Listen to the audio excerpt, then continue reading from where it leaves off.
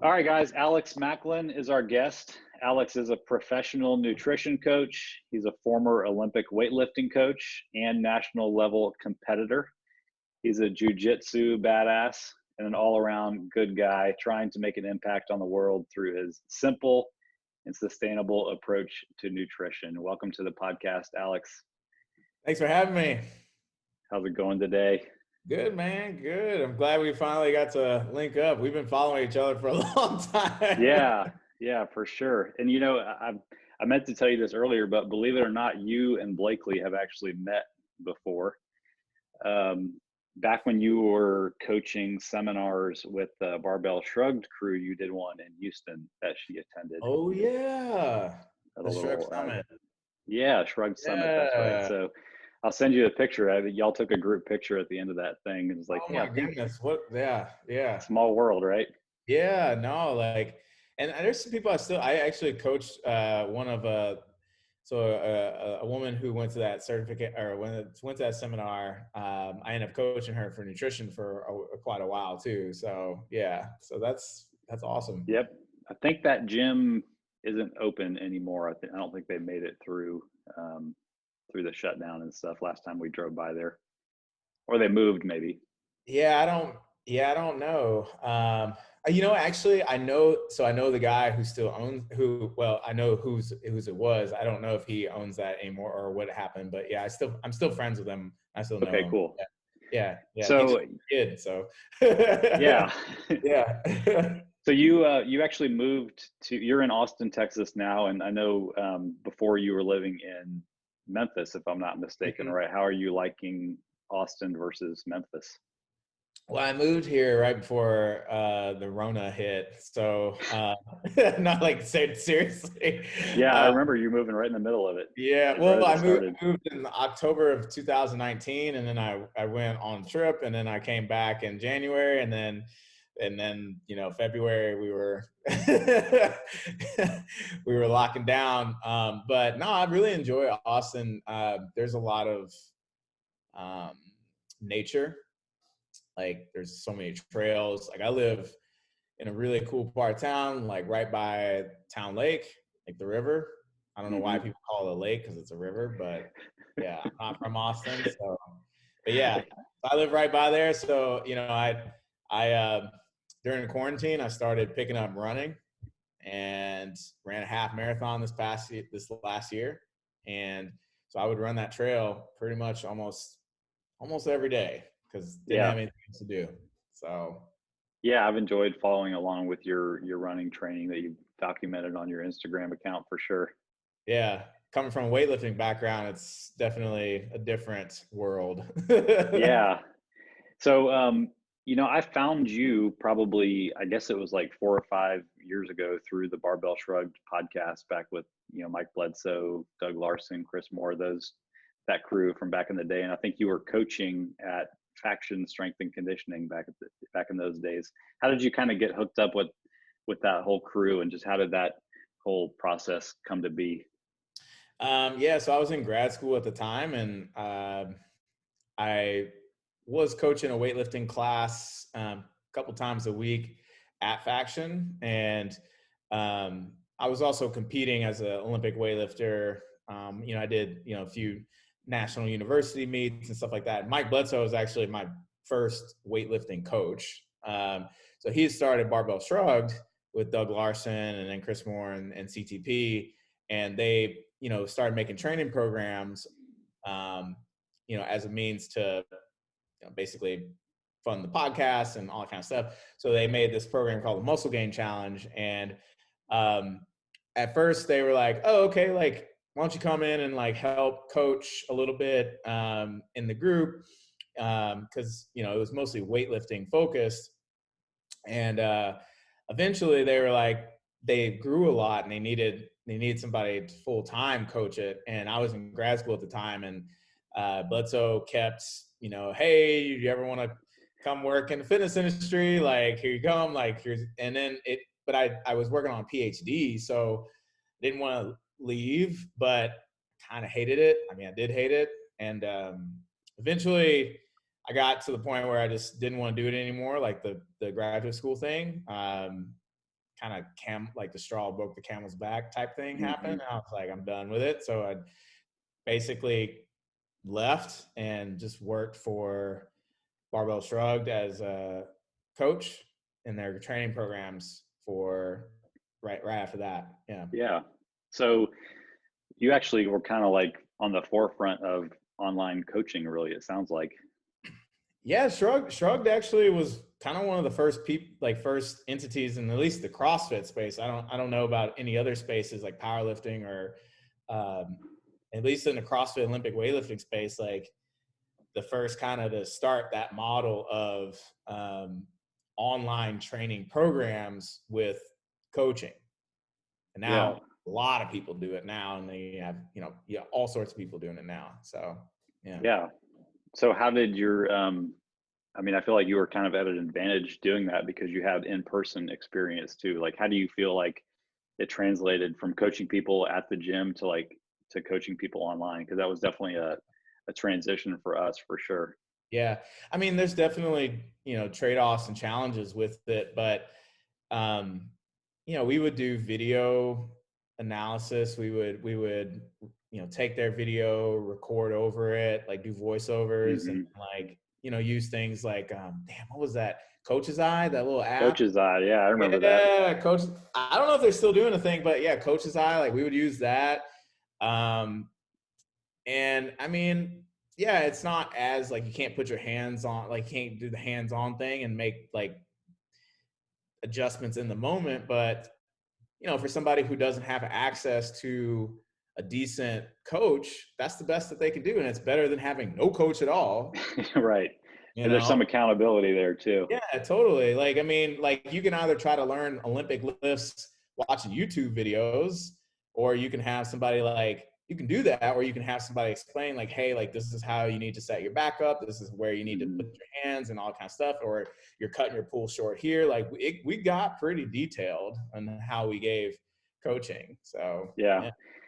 Yeah, you just made me think about those videos that Hook Grip puts out those slow motion Oh videos of the Olympic lifts. I don't know. yeah. I studied a lot of those and I never got any better. Yeah. I It mean, takes a yeah, real coach sometimes. yeah, sometimes you do need just, even if it's online. So yeah. Yeah, that's cool. So you you had, ultimately you somehow transitioned from coaching to competing in weightlifting. um, like when did you actually kind of get, and let me just clear this up for our audience in case they don't know, when we're talking about weightlifting, we're talking about all one word weightlifting, no space. It's the Olympic Absolutely. events of the snatch and the clean and jerk, not going Yeah. and doing the bench press machine at Planet Fitness. That's a different kind of weightlifting. um, so for everybody, you can compete in different weight classes as with many sports in weightlifting. That's what Alex did. So how did you get interested in that, and like how far did you go with that? So I actually was competing in weightlifting before I started coaching. Okay. And yeah, so again, I got I met Doug at a bar, and like we hung out, and he was like, come to my gym tomorrow. And so I show up at his gym and they were doing CrossFit. It was CrossFit. It's CrossFit Memphis. They call it CrossFit Memphis at the time. And they were doing some workout and I got absolutely demolished. And then of course, like, when you have that little first bite of CrossFit, you either run away screaming or you're like, ooh, that was good. Like, let me get some more of that. Like, so Right. that's what happened. So I started coming back, but I never done the Olympic list before, but we started doing things like snatches and clean and jerk.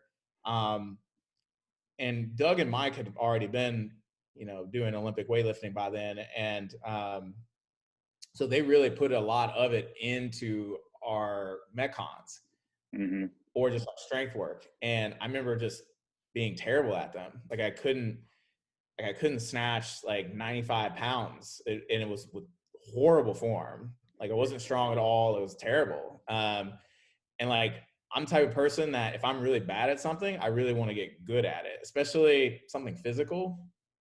Um, so I did CrossFit for a while, but then I started to like focus more on strength, and then got into weightlifting and started doing that more so full time as part of my training. And then I started and my numbers were good enough to like I could go to like national like meets. Like I was in college, so I did like national university championships, but they weren't good enough to get to like the American Open or a national. So I spent like the next, let's see, that was 2010. So I spent the next like 5 years training as hard as I possibly could to get to a level where I could eventually, I got to the American Open, and that was always a goal of mine, to get to a national level meet as a senior athlete, not like as a university college Right. athlete. Yeah. So yeah, I competed at the American Open. We made like a little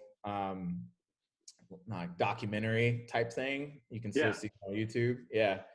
Oh, nice. It was awesome. It's because it was like one of the last ones.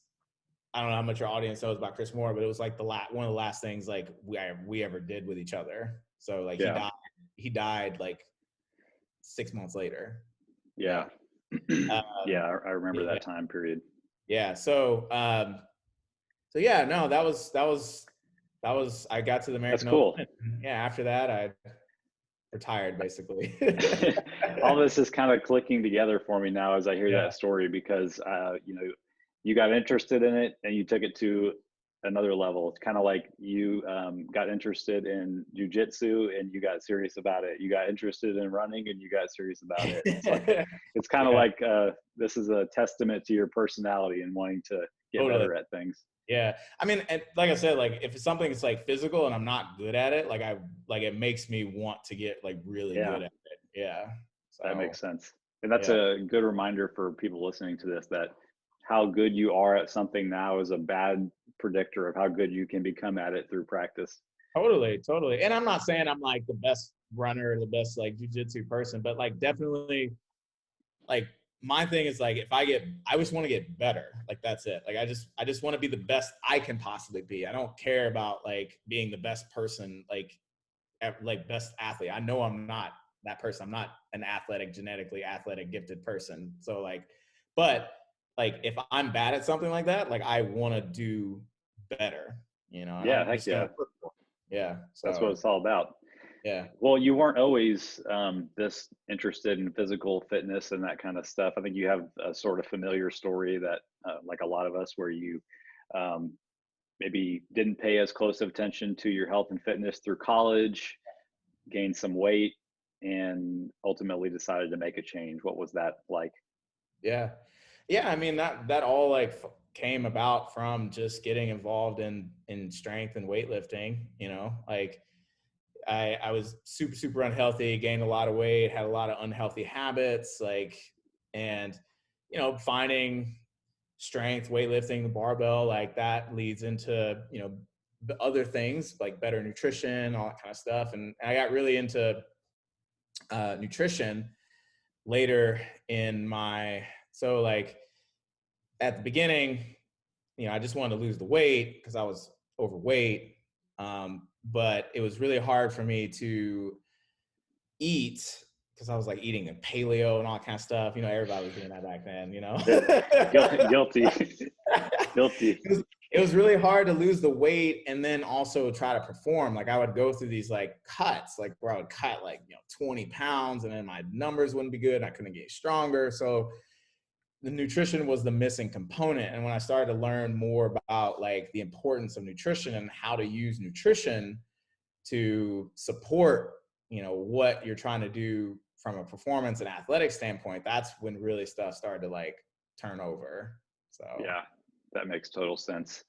You mentioned something too about how you just started to you got more focused on it. And like you mentioned that you had developed some unhealthy habits. And I think that's like one of the things people don't realize when they decide to make a big change. And we'll talk more about behavior change and habits later, but this is kind of like a gradual process that happens. Like you found the barbell and that led to you started hanging around maybe some different people who had more similar goals as you, and that motivated you to continue, and you started mimicking some of their good habits. And it's just such a familiar story. But if people can get past that point where they don't want to even start because they feel overwhelmed, but just like start down that journey, it kind of steamrolls on itself. And I think that's probably what happened.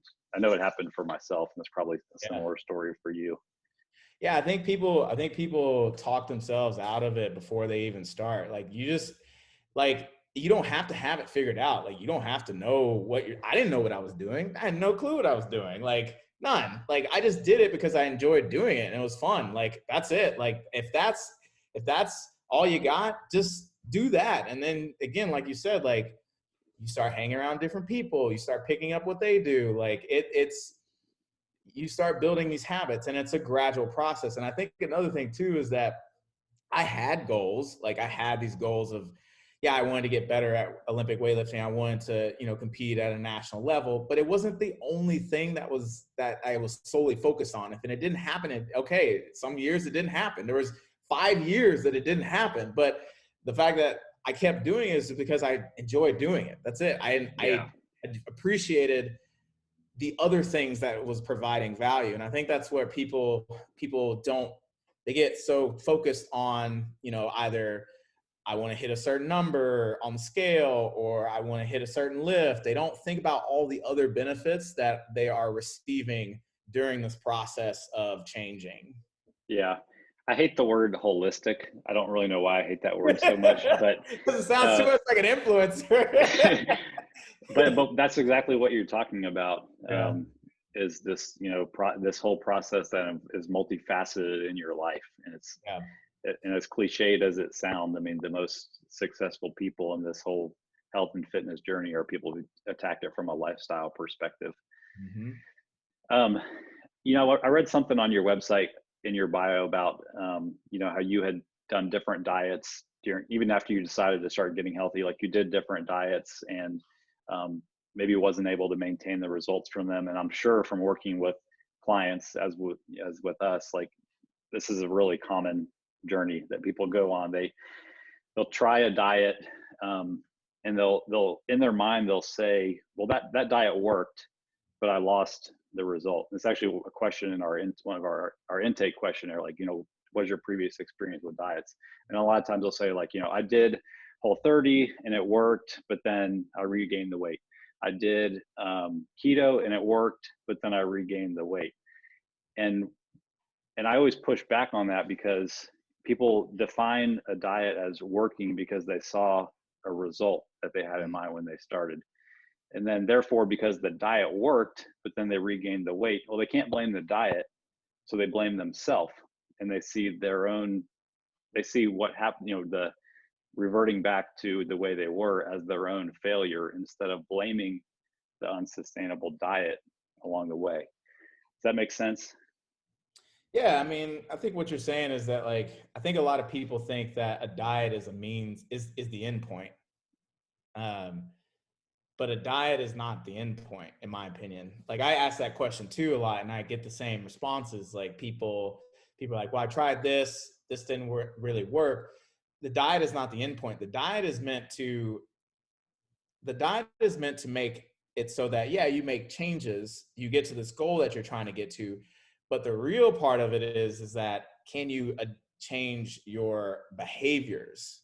Mm-hmm. That's what really the diet is supposed to be trying to do, is change your behaviors so that you can sustain that lifestyle, and then therefore you can sustain without having to necessarily like be always focused on this like dieting mindset. Like it just Right. becomes like my stepdad was doing keto before it was cool. Like he's been doing keto for years, maybe a decade, I think, like long time. It works for him because it aligns with how he wants to live. It aligns with how he likes to feel. So his entire behavior set is that framework. It's not, he doesn't diet. He does Right. not diet. He's not Yeah. on a diet. He's not on a diet. It's just how he is. It's just how he eats. That's it. So the diet is supposed to help people get to the point where it's a way that you create a new lifestyle of eating. But people view dieting as, well, I'm just going to do this diet for like 3 months and I'm going to stop. That's not how it works. Right. And then the thing I run into with people is they get to the end of the diet and they've achieved whatever result they got from the behavior they used during the diet, they go back to their regular behavior and they lose the result. But then they beat themselves up for losing the result, Right. and they end up in this negative mindset saying like, I'm a failure because I lost my Right. result, because the diet worked. If I want to get that result again, all I got to do is go back on the diet, Right. but they're not recognizing the fact that repeating unsustainable things is just beating yourself up mentally Yeah. instead of taking the Well, approach that we both use. exactly. Well, I mean, they did the diet, it worked, but they didn't change anything for the Right. long term. So, and something I like to ask people too is that, like, okay, even if it didn't work long term, what did you learn from it? What did you find that, like, okay, there's definitely bits and pieces of this thing that you did that you felt like, oh yeah, like that worked for me. Like, people, a lot of times when people ask about like they do Whole30, it's like, well, yeah, well, it was really restrictive and I couldn't keep up with it. But okay, well, what did you like about it? Like, well, they were like, well, I like the fact that, like, I was eating lots of fruits and vegetables and I felt really good. Okay, well, what if we take that part and then the other part of some other diet that you tried, and then this other part and this other part, and let's put it together, and then we do all that stuff, and Yeah. that's it right there. Like, Right. yeah. Yeah. And you get to eat some of the food you like on that diet also. Exactly. Which is, and then it's more about, like, again, like, hey, how about we make this a behavior set? Like, how about we choose, if you feel better eating fruits and vegetables, how about we choose those more often, right? Yeah. That's it. You're kind of leading into what I want to talk about next. Like, you do an amazing job on your Instagram content in your blog posts with your your basic AF approach to nutrition. Like, just the way you put together content in an easily consumable and understandable way is awesome. How did you kind of come up with the way that you present this stuff and your approach?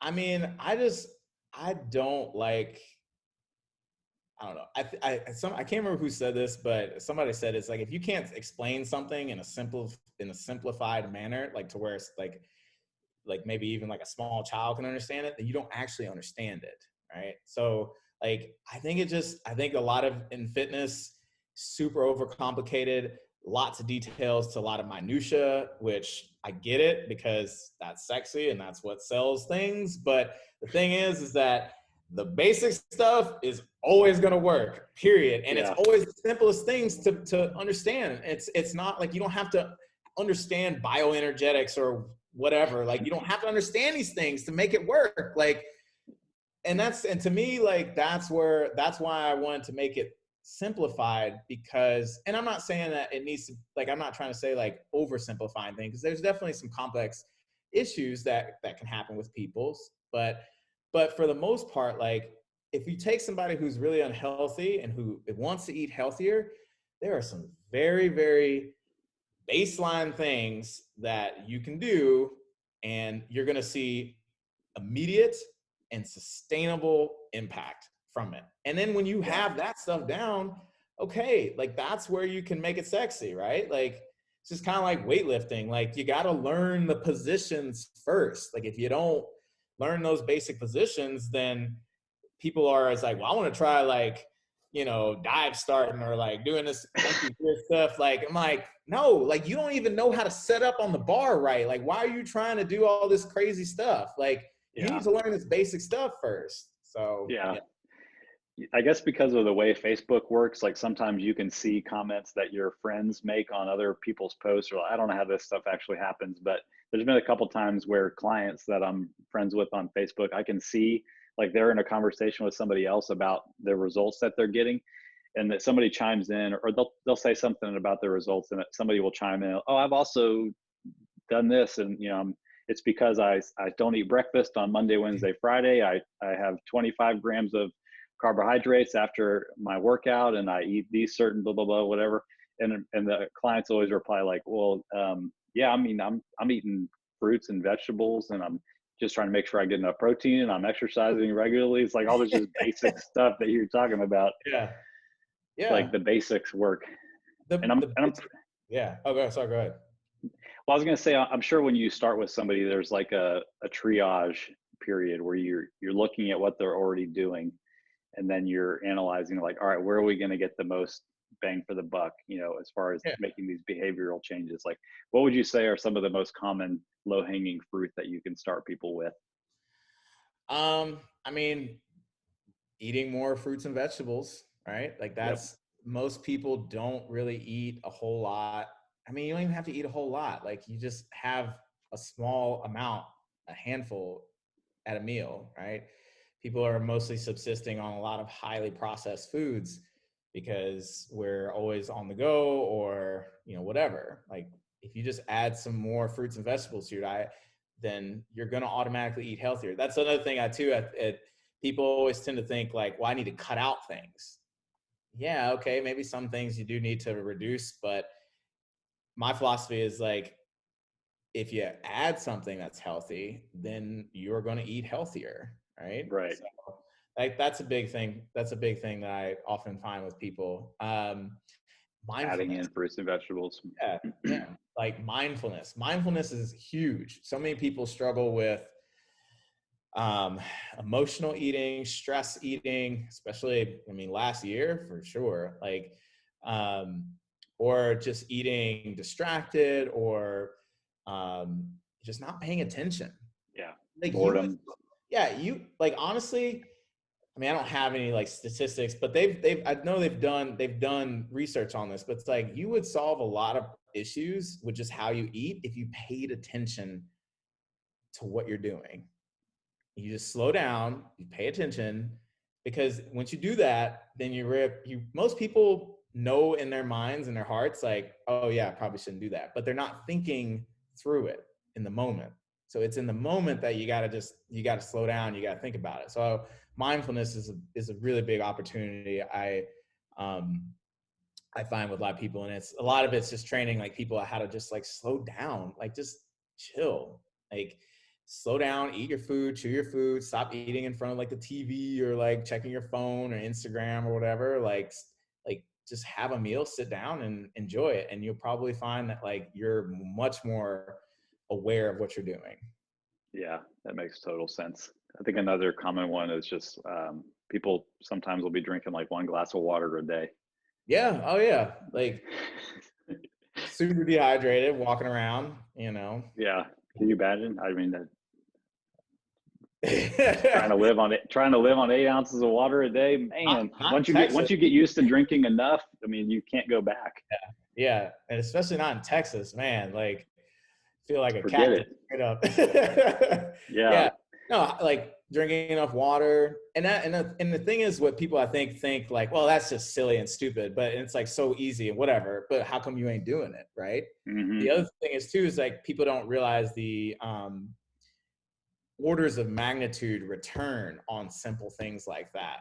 Like some of these complicated, sexy things, like they only have really like one benefit, right? Like, but something like drinking more water can have multitudes of benefits. For example, like you can have more energy. A lot of times people get tired because they're just dehydrated.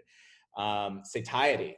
A lot of times people will overeat because they're dehydrated. Like they need to drink water instead of just reaching for some food or whatever. Yep. um, just a multitude of benefits, but they don't Yeah. see.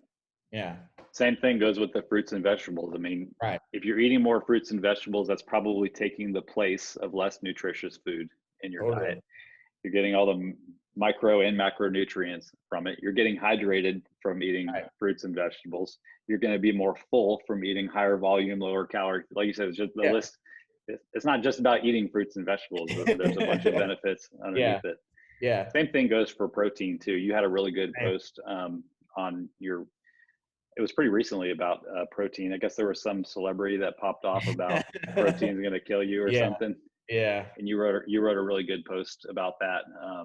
And sometimes I feel like I'm trying to turn into Lane Norton or something talking about protein so much, but just we see so many people who are chronically under eating protein, and we know the benefit of a higher protein diet, especially when it comes to body composition changes and fat loss. But I think it's something people still struggle with, and whether it's Totally. physically feeling like they don't have the means to prepare it, which your content addresses all kinds of times about low cook options, or all the misinformation about what it's going to do to your kidneys, and I mean, I've heard it all. So Yeah. If you're listening to this, scroll back through Alex's feed and find his recent post on protein. It was like a 6-slide thing. We actually looked into some of the research and stuff too. Who was it? Who was a celebrity that popped off on protein? Oh, she was on Biggest Loser. She was Jilly. that. Yeah. Okay. Okay. Yeah. I didn't see what she wrote, but I just saw the fallout from it. But I mean, it's, she got a lot of publicity out of it, so whatever. Yeah.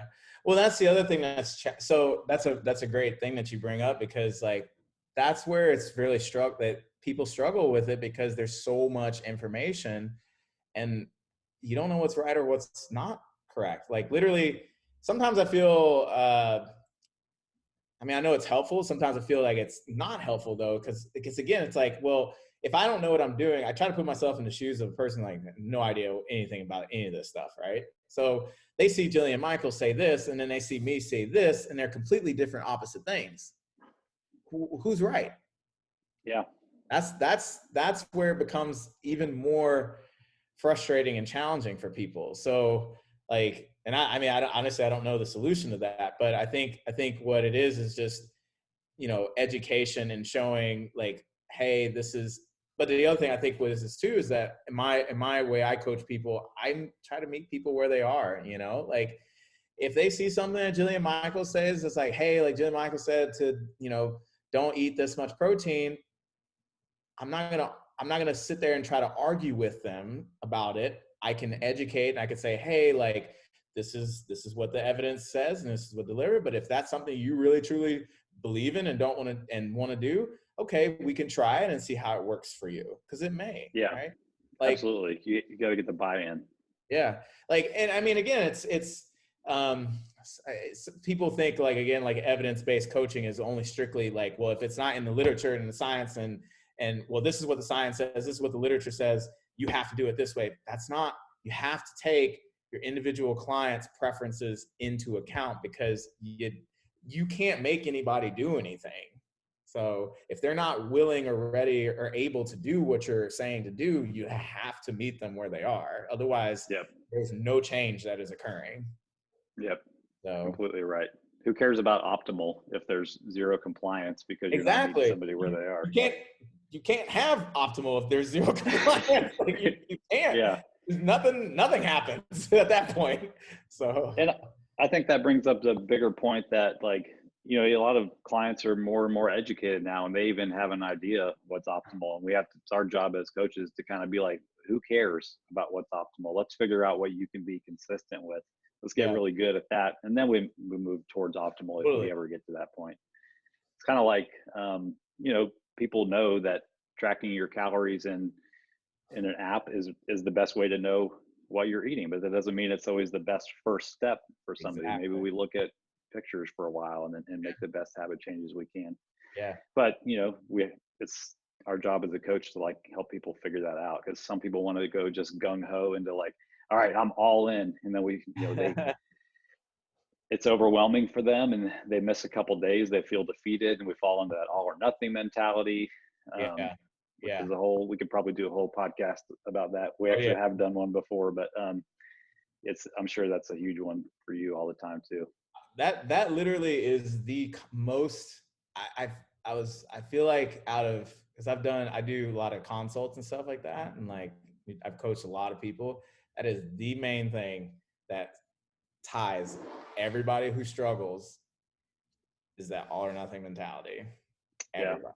Like, and I mean, I struggle with it in some aspects of other parts of my life, but like, at least like, cause we all struggle with it, I think, to some degree. Yeah, for sure. Yeah, absolutely. Like, but at least from a nutrition standpoint and health and fitness, like from that standpoint, that is still the main thing that ties everybody together. That's one of the root issues of why people can't change, is that they still think things as black and white. If it's not perfect, I might as well not be doing it at all. Yeah. And in the episode we did about that mentality, it's like just getting to the point where you realize that all this stuff is more like a dimmer switch than on off. Like most of your progress is going to be made in this area where you weren't really good or where you weren't really bad. It was just like, exactly. That's the majority of it. It's like, kind of breaking that challenge mentality of like, I'm going to do this hardcore for 30 days. And, it kind of goes back to what we talked about at the very beginning too. Mhm. Let's talk about motivation a little bit. The word motivation gets thrown around a lot. Kind of ties in with when you're on track or when you're off track. I'm motivated to be on track. I'm not motivated. What are your thoughts about motivation, and how do you help people persevere through times when motivation is low? Because Yeah. motivation is going to get low at some point. Yeah. I mean, I think we can't rely on motivation, to be honest. Like, I mean, it's a finite resource. And really, in my opinion, motivation comes through action. Like you cannot be like you have to do things and you have to make actions to continue to be motivated, because it's seeing that you're doing something, it's seeing the consistency, it's seeing the benefits. That's what keeps you going. But if you stop doing anything at all, the motivation is gone. I think people confuse motivation and inspiration a lot, like being inspired to do something versus like motivation, which is like doing the actual work and then seeing the changes that occur, right? That's a great point. Yeah. Yeah. And I think too that, like, again, what we talked about earlier, people get very tunnel visioned. People don't look at all the aspects of change. And I think that's a big place where people lose motivation, is that they are not looking at the big picture. Like, you're only looking at, oh, well, the scale didn't go down this week, I lost all motivation. But you're not looking at the Right. fact that, like, oh yeah, you added weight onto your squat. You have more energy to do. You're not falling asleep at 3 p.m. in the afternoon because you have plenty of energy. Like, you're drinking more water. You're getting better sleep. Like, they're not looking at all these holistic viewpoint of things, right? And so that's where I think a lot of people get hung up on, is they get too focused on a single thing that they're trying to do. And that's what I think also can kill action, which then kills motivation. That's a great point. And that's one of the reasons I think a job of a coach, no matter what it is, not to even talking about nutrition, is to figure out like what's within the scope of things that we should be monitoring for progress, so that in those times where there's that one metric that your client really cares about and we're not seeing a lot of progress on there, what else do we have to pull from to see if we're making progress or not, to kind of to turn this into more like a process oriented thing than just a goal motivated thing. Yeah. And and finding like process oriented goals along the way. Like if somebody comes to me and we're talking about goals for the upcoming week or the month, and they're like, I want to lose 10 pounds this month. I'm like, well, let's, maybe we get there, maybe we don't, but let's back up. What steps are going to lead to you achieving 10 pounds of weight loss? Can we make those steps the goal? And then we'll just leave the outcome up to your consistency. Totally. I think I'm sure that's similar approach that you use. 100. Yeah, because you can't, whether we think so or not, we don't actually have control over the outcomes. We don't. We have control over what we do. So, like, taking a more process focus, like focus on the steps that are necessary. Like, okay, if you want to lose weight, what do we need to do that? Let's just say, for example, track your food. Well, how consistent are you at tracking your food? Because you can control that. You either track your food or you didn't track your food. So that's something that you can control, right? So it is about really looking at the process more than the actual outcomes. Yeah. And the thing is too, is that, like, again, like, I wrote that post about like expectations, like managing expectations. Like, you have to have realistic outcomes that you even want to have. Like, if you have something that's totally, I mean, I'm all for like big, hairy, audacious goals. Yes. But like, you got to meet yourself where you are. Like, when I was deciding to run that half marathon, I started to get into it, and I was like, okay, people were asking me, well, how long, what's your goal? What's your goal time? For me, I never had a goal time because I never ran one before. Why would I set a goal time? I meet myself where I am. I just want to finish the damn thing. That's it. Like, I'm training for it. I want to finish it. That's the goal. Like, that's meeting yourself where you are. Not saying like, I want to Now I've done one. Okay, maybe I want to run faster. I know what I can run one in, so I'll maybe run it faster next time. But that's where you got to you got to have realistic expectations. Yeah, man. And this kind of circles back to what we talked about at the very beginning too, because on the nutrition front, like people will do these hardcore restrictive diets and quote, achieve a result. Let's say they lost 20 pounds in a month doing keto. That now becomes their checkbox for Yes. success. So they're, Right. it's just a cyclical thing where Mhm. you're basing your success on an unachievable thing that you didn't even Yeah. sustain, and you're just setting yourself up for more and more frustration in Yeah. this cycle. I worked with a life coach at one point, and we had talked because I was struggling with this in terms of like my business, like expectations for my business. I mean, we all struggle with this, okay? Different views, but she had said instead of thinking about like expectations, think about things more so curiosity and fulfillment, right? Like, oh, I wonder what would happen if I did this, right? And then fulfillment being like, oh, actually, it feels really good to do these things, right? Like I go back to the half marathon example. It's like, oh, like I wonder what would happen if I, started training this way or did this or started training for this thing. What would happen? Okay. And Yeah. then, oh, I started training for this half marathon. I actually feel really good running. I like running. It helps me. It makes me feel good. There you go. That's what also can help keep you motivated, right? Yeah. Like not putting so much pressure on yourself to achieve a certain outcome or expectation, but more so rather than like, oh, I wonder what would happen if I kept doing this. Hmm. Yeah. That's a process oriented thing also. Yeah. It's tough because, goals are so tied up in nutrition, and I don't discourage people from having goals, No, um, same.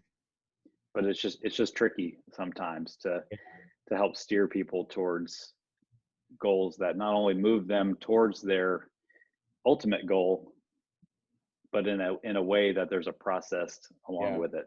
Yeah. It's fun, but it's a challenge for Yeah. sure. I think another key component of that I always talk about is like you really got to have a deep understanding of why you're doing something. Like it has to be two major questions I ask people on my consult calls before I decide if I want to work with them or not is how important are these things to you relative to everything else that you have going on in your life, right? And if I hear something like it's, lower on the totem pole in terms of importance, then it's going to be real hard to stick with. And that's just a fact. Like it has to be something that's priority. And then the other thing being commitment. Like you got to be committed. And commitment to me means two things. It means you're going to be willing to keep doing the work and show up, even if you have to do the small thing, right? Like the smallest step, you're still going to do it. You're still willing to take that because it's that important to you. And then two, even if you're not making sustained progress or you're not making constant progress, or you hit a plateau, you're still willing to show up.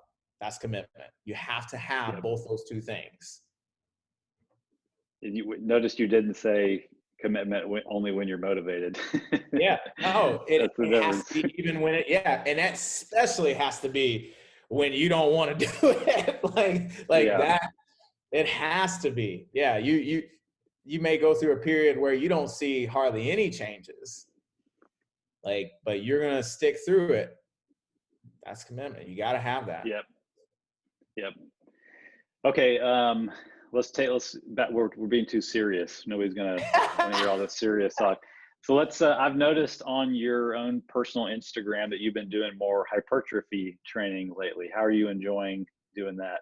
Yeah. So I follow Paragon Training Methods. My friend Lori Hmm. Christine, and Brian Borstein. That's their thing. So I follow that training program. No, yeah, I like it. I mean, I'm getting older. I'll be 35 this year. I know that.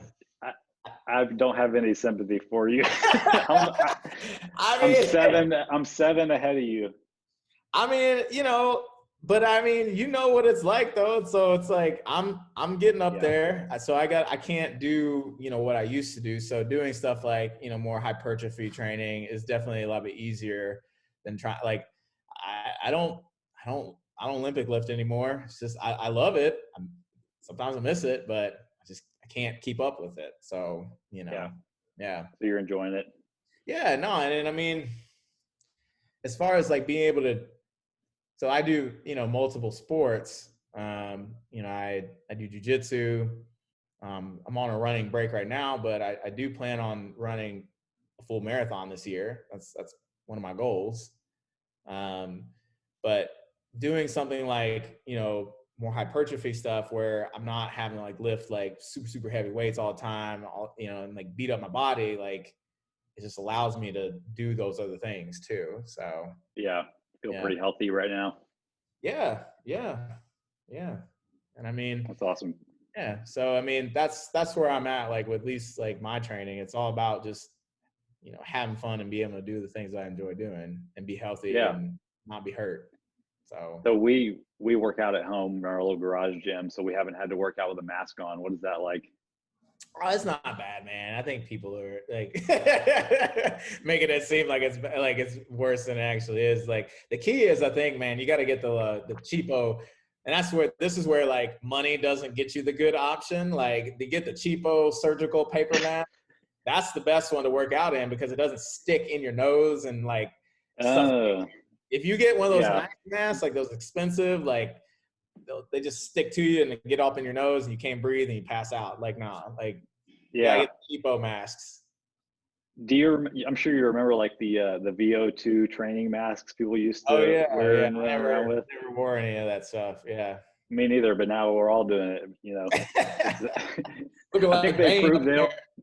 they proved they don't really do anything, and now we're all wearing them. Yeah, yeah. Looking like Bane trying to train. Yeah, no. Right. Yeah, no. I mean, it's been fine. It's been fine. Good. Yeah, I don't use it with jujitsu just because it just wouldn't make a difference. So Yeah. Yeah, you're yeah, right there. yeah, yeah. So Have I've you ever seen thought a about lot doing it? online. Do jujitsu? Yeah. Um, I thought about it. I wrestled in junior high, Okay. and I was decent. I was decent at it.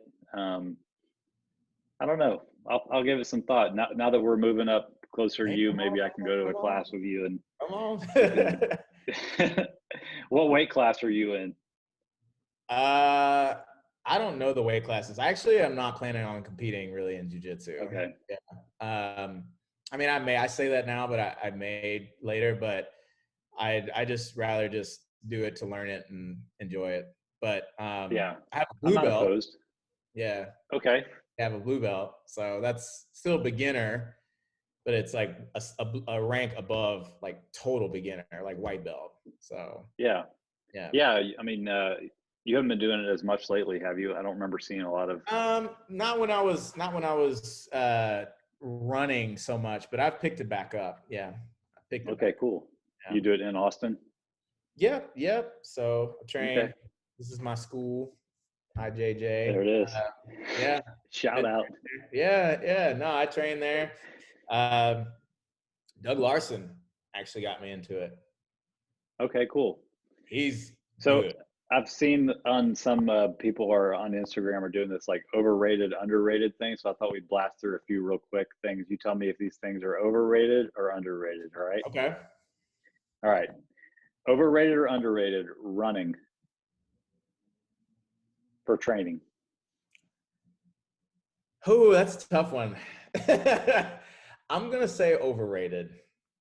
Okay. All Yeah. right. You don't even have to explain yourself. We'll Okay. just go I'm gonna quick. say, I'm gonna say overrated. All right. In Overrated or underrated high protein diets. We're talking about in the 1 gram per pound and above range. underrated for sure. Amen. All right. Overrated or underrated protein snack bars. Overrated. Yeah. Yep. I For mean, sure. Because most of the increase time they're your not portion. even really protein bars. Yeah, like increase your whole food meat portions. There you go. You're like, Yeah. yeah, yeah. I have that conversation 3 times so far this week. It's like we did a big review on protein bars on our blog, but it's like you start analyzing these things and they have 3 times as many calories from carbs and fat than they do protein. Right. So. Right. Well, you got to make them taste good. Otherwise, people are not going to eat them. Some still taste terrible. And I'm like, how do you eat this? Like, for real. Yeah, it's true. Yeah, that we learned that on the taste test for sure. All right, last one, overrated or underrated frozen foods. Underrated. I thought you might say that too. I'm all Anybody who about follows your content. Yeah. Yeah. I mean, you basically made it all through last year without cooking, right? I mean, almost pretty much. But I mean, the thing is like people think that just because something is frozen or you didn't cook it yourself, that it's unhealthy. And that's just not true. Yep. And Still then got nutrients in there. you shoot yourself and you make it harder for yourself. That's it. Like, you're just making it harder for yourself. People are like, I don't know how to eat healthy because I don't have the time and I don't have the whatever. It's like, well, yeah, well, there's these options here that you're not utilizing. And it's like, well, that's not healthy. I'm like, why isn't it? They can't answer. They just like, well, I didn't prepare it myself. Like, well, it's vegetables. Yeah. You didn't prepare that Big Mac. You got at the drive-through. Exactly. That's 100. And I don't care if they are closed on Sunday. That's still a fried chicken sandwich. Absolutely. Well, cool, man. Well, we're looking forward to being back in Texas in a couple weeks, and hope that you can come down and train with us in our little barn gym that we're going to be I love building it. out. Yeah. And paddleboarding with us in the creek and Yeah. stuff. Good deal, man. Well, I appreciate your time. Why don't you tell everybody the best place to find you? I've mentioned your Instagram a couple times. Shout out your username or anywhere else people can find you. Yeah, Instagram, Alex Q Maclin. You can also find me at my website at alexmaclin.com. And there's no K in Maclin, it's just M-A-C. M-A-C-L-I-N. That's true. That's correct. Yeah. Like Mac Daddy. Yeah, that's right. All right, man. Well, I really appreciate this. We appreciate your support over the years. And hopefully we do this again, and maybe in person next time. All right. All right. We will check you all out on the next episode. Thanks for listening.